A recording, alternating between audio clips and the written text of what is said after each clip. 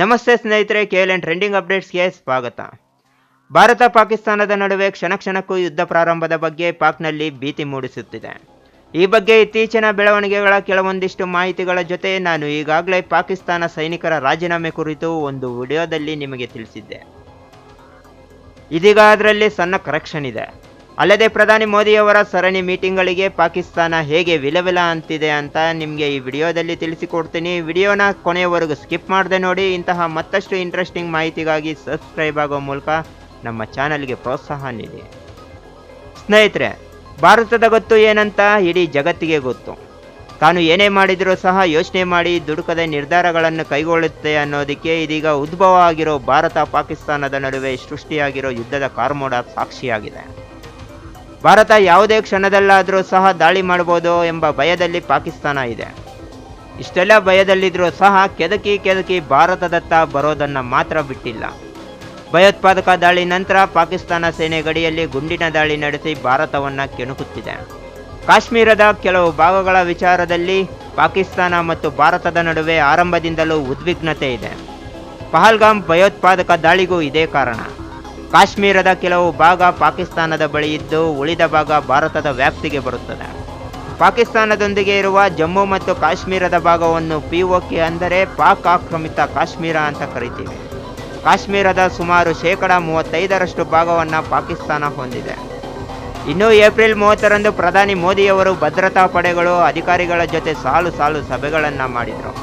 ಪಹಲ್ಗಾಮ್ನಲ್ಲಿ ನಡೆದ ಹತ್ಯಾಕಾಂಡಕ್ಕೆ ಭಾರತ ಕಠಿಣವಾಗಿ ತಿರುಗೇಟು ಕೊಡಲಿದೆ. ಈಗಾಗಲೇ ಜಲಯುದ್ಧದ ಮೂಲಕ ಯುದ್ಧವನ್ನು ಪ್ರಾರಂಭಿಸಿಬಿಟ್ಟಿದೆ. ಇದರಿಂದ ಪಾಕಿಸ್ತಾನದ ಜೀವನದಿ ಅಂತ ಕರೆಸಿಕೊಳ್ಳೋ ಚೆನಾಬ್ ನದಿ ಒಣಗಿ ಹೋಗೋ ಸ್ಥಿತಿಯಲ್ಲಿದೆ. ಇದರ ಬೆನ್ನಲ್ಲೇ ಬೆರಳೆಣಿಕೆ ದಿನಗಳಲ್ಲಿ ಕುಡಿಯೋ ನೀರಿಗೂ ತಾತ್ವಾರ ಎದುರಾಗುತ್ತೆ ಅನ್ನೋ ಮಾತುಗಳು ಕೇಳಿ ಬರ್ತಿದೆ. ಇನ್ನು ಮತ್ತೊಂದು ಇಂಟ್ರೆಸ್ಟಿಂಗ್ ವಿಚಾರ ಬಯಲಿಗೆ ಬಂದಿದೆ. ಕಾಶ್ಮೀರದ ಪಹಲ್ಗಾಮ್ನಲ್ಲಿ ನಡೆದ ಹತ್ಯಾಕಾಂಡದ ಪ್ರಮುಖ ರೂವಾರಿ ಉಗ್ರ ಹಾಶಿಮ್ ಮುಸಾ ಅಂತ ತಿಳಿದು ಬರ್ತಿದೆ. ಇವನು ಪಾಕಿಸ್ತಾನ ಸೇನೆಯ ವಿಶೇಷ ಪಡೆಗಳ ಮಾಜಿ ಪ್ಯಾರಾ ಕಮಾಂಡೋ ಅನ್ನೋ ವಿಚಾರ ಪ್ರಾಥಮಿಕ ತನಿಖೆಯಿಂದ ಬೆಳಕಿಗೆ ಬಂದಿದೆ. ಇವನು ಲಷ್ಕರ್-ಇ-ತೊಯ್ಬಾ ಸಂಘಟನೆಯೊಂದಿಗೆ ಕೆಲಸ ಮಾಡ್ತಿದ್ದಂತೆ. ಈತನನ್ನು ಕಾಶ್ಮೀರದಲ್ಲಿ ಭಯಾನಕ ದಾಳಿಗಳನ್ನು ನಡೆಸಲು ಕಳಿಸಲಾಗಿತ್ತು ಅಂತ ವರದಿಯಾಗಿದೆ. ತನಿಖಾ ಮೂಲಗಳ ಪ್ರಕಾರ ಉಗ್ರ ಹಾಶಿಮ್ ಮುಸಾನನ್ನು ಪಾಕಿಸ್ತಾನದ ವಿಶೇಷ ಪಡೆಗಳು ಕಳಿಸಿರಬಹುದು ಅಂತ ಶಂಕಿಸಲಾಗಿದೆ ಅಂತ ತಿಳಿದು ಬರ್ತಿದೆ. ಭಾರತದ ಪಾಕ್ ಮೇಲಿನ ಯುದ್ಧ ಕುರಿತಾದ ಬೆಳವಣಿಗೆಗಳಿಗೆ ಪಾಕಿಸ್ತಾನ ಸೈನಿಕರು ಬೆಚ್ಚಿಬಿದ್ದಿದ್ದಾರೆ. ಈ ಮುಂಚೆನೇ ನಿಮಗೆ 250 ಮಂದಿ ಆರ್ಮಿ ಆಫೀಸರ್ಸ್ ಹಾಗೂ 1200 ಮಂದಿ ಸೈನಿಕರು ರಾಜೀನಾಮೆ ನೀಡಿದ್ದಾರೆ ಅಂತ ಒಂದು ವಿಡಿಯೋದಲ್ಲಿ ತಿಳಿಸಿದ್ದೆ. ಇದೀಗ ಆ ಸಂಖ್ಯೆ 4500 ಮಂದಿಗೆ ಮುಟ್ಟಿದೆ. ಪಾಕ್ ಸೈನ್ಯದ ವಿರುದ್ಧ ಅಲ್ಲಿನ ಸೈನಿಕರೇ ತಿರುಗಿ ಬಿದ್ದಂತಾಗಿದೆ. ಇನ್ನು ಪಾಕಿಸ್ತಾನ ಗುಪ್ತಚರ ವಿಭಾಗ ISIನ ಮಹಾನಿರ್ದೇಶಕ ಲೆಫ್ಟಿನೆಂಟ್ ಜನರಲ್ ಮೊಹಮ್ಮದ್ ಆಸಿಂ ಮಲಿಕ್ ಅವರನ್ನು ರಾಷ್ಟ್ರೀಯ ಭದ್ರತಾ ಸಲಹೆಗಾರನನ್ನಾಗಿ ನೇಮಕ ಮಾಡಿದೆ. ಇವರು ಮಾಜಿ ಪ್ರಧಾನಿ ಇಮ್ರಾನ್ ಖಾನ್ ಬಂಧನ ಹಾಗೂ ಅದರ ಬಳಿಕ ದೇಶದಾದ್ಯಂತ ಭುಗಿಲೆದ್ದ ಪ್ರತಿಭಟನೆಯನ್ನು ನಿಗ್ರಹಿಸೋಕೆ ಆಸಿಂ ಪ್ರಮುಖ ಪಾತ್ರ ವಹಿಸಿದ್ರು ಅಂತ ತಿಳಿದು ಬರ್ತಿದೆ. ಆದರೆ ಪಾಕಿಸ್ತಾನದ ಸೇನಾ ಮುಖ್ಯಸ್ಥ ಆಸಿಂ ಮುನೀರ್ ಎಲ್ಲಿದ್ದಾರೆ ಅಂತ ಇದುವರೆಗೂ ಪತ್ತೆಯಾಗಿಲ್ಲ. ಪಾಕಿಸ್ತಾನ ಮೇಲೆ ಪ್ರಧಾನಿ ಮೋದಿ ಅವರು ಜಲಯುದ್ಧವನ್ನು ಘೋಷಣೆ ಮಾಡಿದ್ದೇ ತಡ ಮುನೀರ್ ನಾಪತ್ತೆಯಾಗಿದ್ದರು. ಪಾಕಿಸ್ತಾನದ LOCಯಲ್ಲಿ ಯುದ್ಧದ ಕಾರ್ಮೋಡ ದಟ್ಟವಾಗಿ ಚಾಚಿದೆ.